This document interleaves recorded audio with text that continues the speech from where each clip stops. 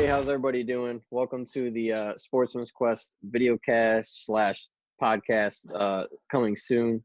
My name is Ryan. If you guys don't know me, I've been on Sportsman's Quest for about a year. So I'm going to kind of give you a rundown of what's going on, and then I'm going to have these guys introduce themselves.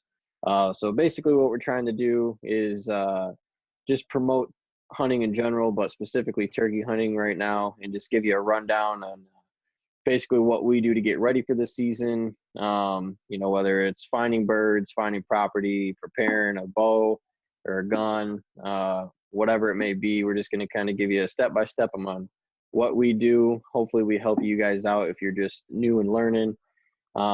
If you guys have any tips for us, you hear something, you think you have a better way of doing it, please leave a comment.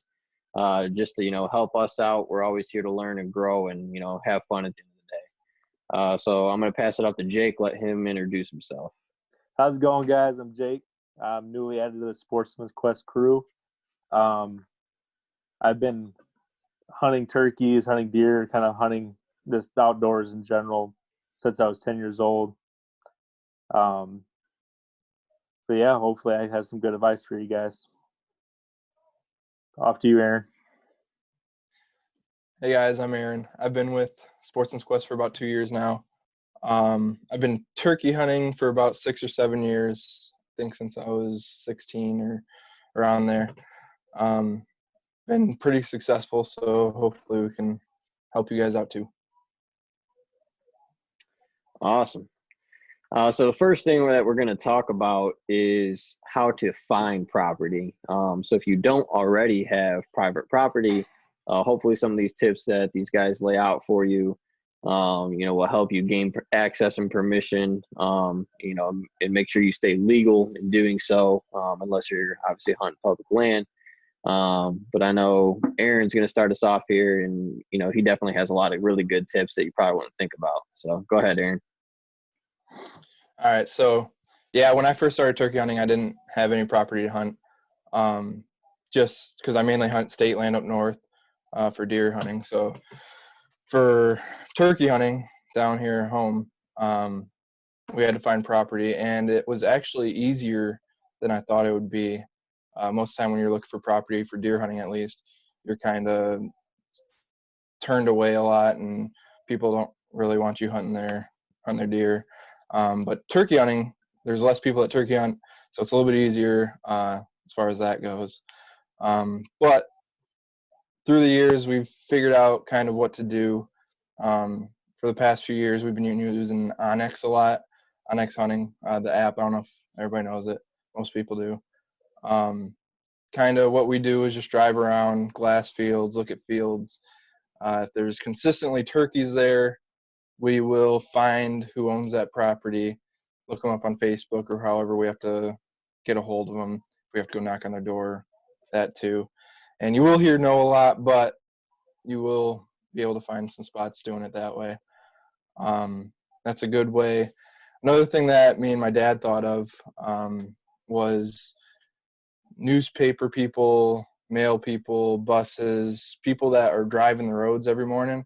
Those are the best people to talk to, because they're out every morning. They see turkeys, they see deer, whatever's in the field every morning, they see it. So if you can talk to them, they'll consistently tell you there's turkeys this field down the road, and that's a good field to go look, go check out. Use Onyx, find out who owns it, go knock on some doors. And that's the best way that we've found property so far. So, Jake, anything else?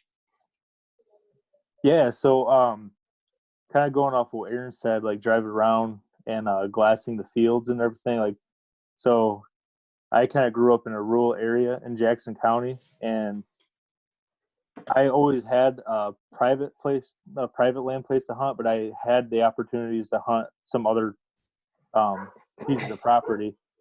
And basically, just going off of what Aaron said, is like driving around, kind of glassing the fields and seeing if you can see any tom strutting during season or before season. That kind of that a couple weeks before, they'll start coming out into the pastures and the fields, and you'll see them kind of strutting around before they actually I don't know like what it's called, like turkeys hit rut season or whatever. I don't know, but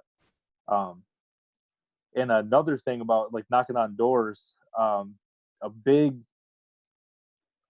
thing for like what I grew up on a farm, and I also worked on a crop cattle farm for 2 years, and a big thing is farmers don't like turkeys. They don't like any sort of birds. They don't like any sort of birds at all, like getting in their crops. So you may have a better chance to go talk to a farmer and ask them like, hey, can I hunt some turkeys on your property? I see they're out here every morning in your crops, and kind of word it like that, because they destroy the crops because they're eating all their money, basically, is essentially what it is. So you'll have a better chance with farmers. They get permission to hunt their property if there isn't already someone hunting it.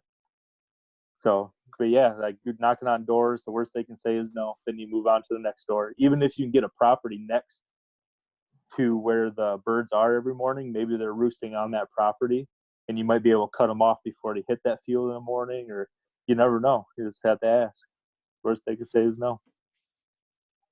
Awesome. So to me, basically what it sounds like is you just got to get out there, do the work, find out where the birds are, and then do the work again to get legal permission from the owners. You know, a lot of us, pretty much everybody nowadays uses Onyx to you know, find out who owns it and their address so you can go knock on their door. And my biggest tip for that is just try to look, you know, presentable. You don't have to go in a suit and tie, but probably just don't go rolling up there in all camo and face paint and act like you're wanting to go out there 2 minutes after they say yes. But at the end of the day, guys, you just got to get out there and do the work to find them. So once you actually get access, go ahead, Jake. I got something to add to that too, like you just said. As in looking presentable when you walk up to the door. Just make sure you're just wearing normal clothes, like Ryan said. Don't go in there like full camo, like ready to get on their property. Just go on, knock on the door, and make sure you step back off their porch and give them like 5-10 feet of space between them. And then when they open a door, you're not standing right there, and they won't feel intimidated or awkward by like how close you guys are as well. And that may better your chances if you're back off and you're polite and you ask them for the, you know what I'm saying? Yeah, they're going to feel a little bit more respected. Yeah, if you back off, this is your property, I'm going to keep, you know what I'm saying? Like, yeah. I'm not saying like 20 feet away, but a good 5 feet, you know, like, yeah, it'll help the chances for sure. Sure. Yeah, so once you secure your land, you're gonna be hunting. Next big thing, you know, whether it's public land, private land, doesn't matter. You got to find the birds, right? So I know I was a rookie turkey hunter last year. Didn't really know what I was doing at all. Didn't really know how to locate birds, find birds, this or that. Luckily, as I've said before, I was blessed with both these guys to help me out in that. So I'll pass it off to Aaron, let him kind of talk about what he does and what he focuses on preseason and, you know, like right before or during the season to kind of locate birds and really kind of nail down where they're at. Go ahead, Aaron. Yeah, so one thing I just want to talk about is not seeing birds up until a certain point. So I know Mike and a couple guys that in Sportsman's Quest kind of have the same problem that we have, which isn't really too much of a problem. But it seems like every year up until, like, say, March 1st, we don't see turkeys in our turkey spots, and we don't know where they go, what happens to them. But it's not really a big deal because it seems like every year we know they'll be back, and it's happened already this year. So if you're not seeing birds at first, but you've seen them years past, just relax. They'll come. They just have to get in their turkey rut, whatever Jake called it. Whatever it's called, man. Yeah, whatever it is. They just got to get there, and they'll be back. But so if you're looking at a new property, don't know what's there, the main things we look for are tracks, feathers, where they're scratching for food, Wing marks. So if a turkey's strutting out, they'll have marks on the ground from their wings. When they're full fan, they'll be dragging. And it'll look like kind of like a rake went through that area. You'll see that. When you see that, that's where they're kind of hanging out, strutting their stuff, showing off for the hens. And that's a good spot to be. Usually you can pattern them there, and they're there quite a bit. You're looking for wet spots, looking for bugs. Bugs will be at where the wet spots are, and it seems like turkeys kind of flock to that because that's what they eat. Droppings. So if you're looking for turkey droppings, if you find quite a few of them and you're around a tree, you're seeing droppings all over the place. Usually that means that they're going to roost there. They're roosting in that tree, and that's why there's so many droppings there, is because they're up in that tree and they're going there. Bowls, so fields or openings with dust, sand, dirt, whatever. You'll see kind of a circle about the size of a turkey, and that's a dust bowl that turkeys are sunbathing in. They're dusting themselves off, cooling themselves off. And usually I start to see those when it's starting to get warmer out, sun's out, weather's a little bit better. But those are kind of the main things we look for.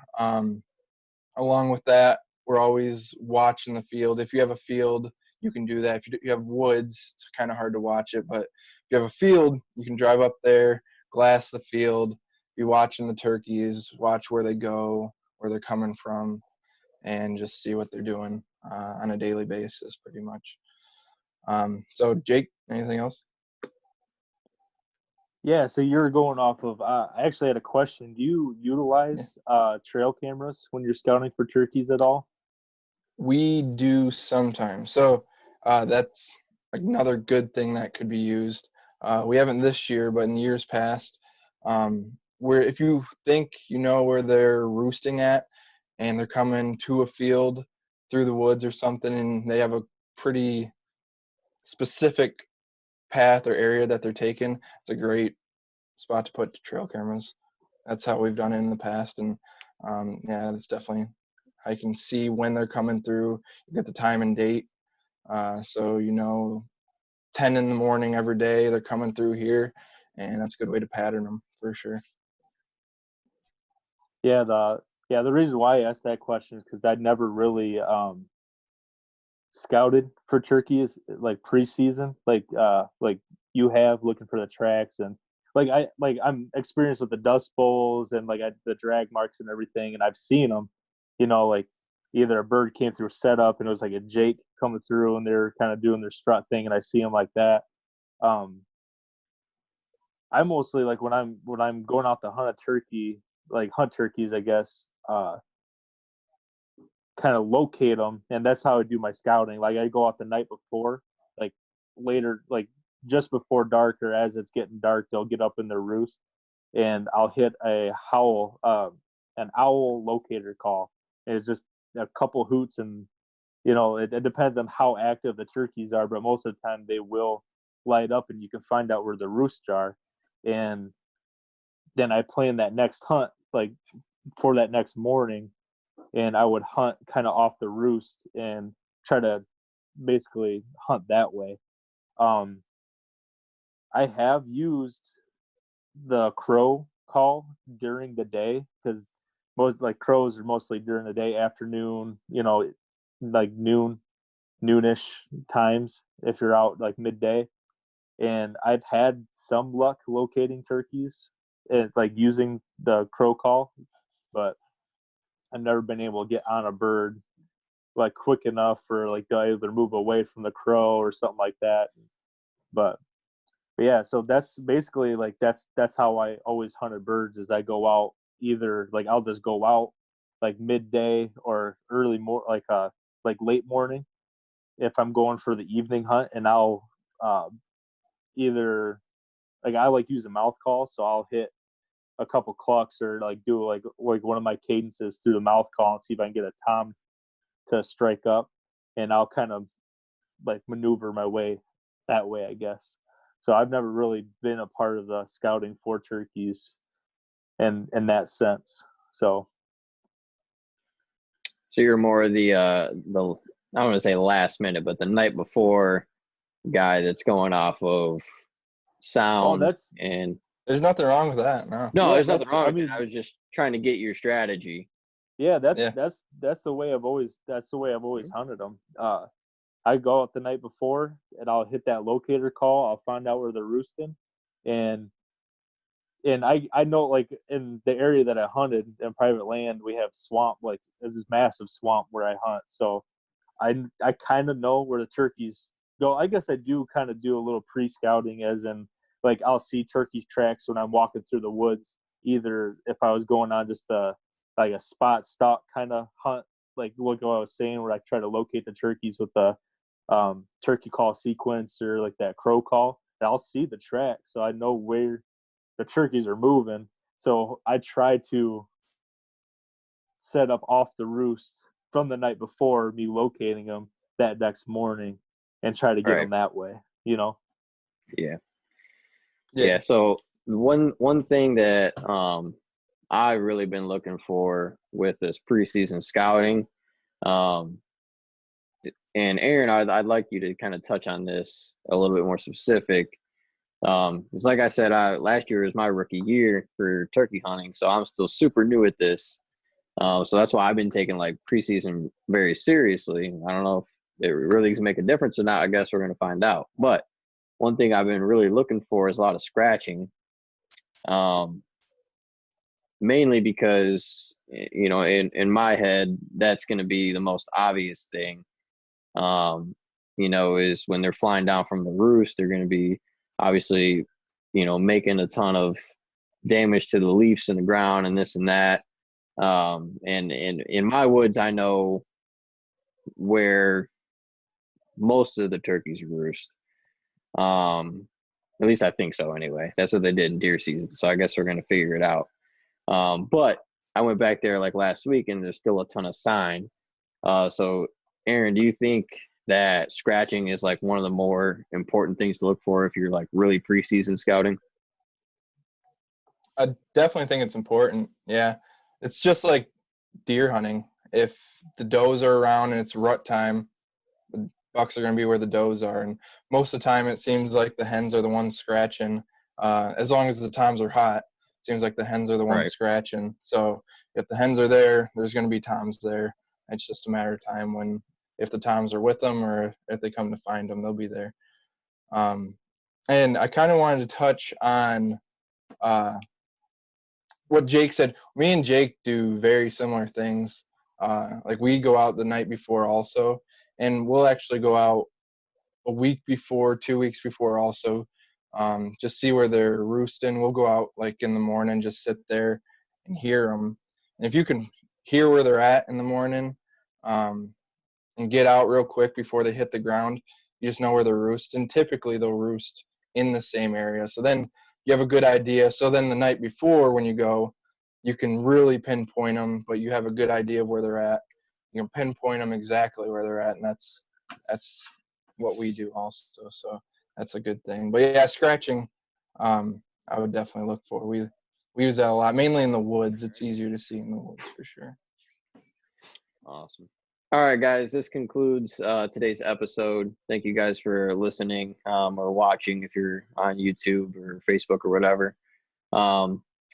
Please don't forget to follow us on all social media, Facebook, Instagram, YouTube, subscribe there.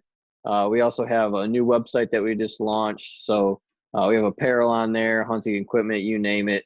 So we just thank you guys for being a part of this. If you have any questions on what we discussed today, please drop them in the comments and, we'll do our best to answer them. And also, if you guys want to hear anything else specific, whether it's turkey related or not, any future podcasts that we could cover for you guys, please let us know because we'd really love to just continue to grow the sport and help anybody out that has any questions. All right. Thanks, guys.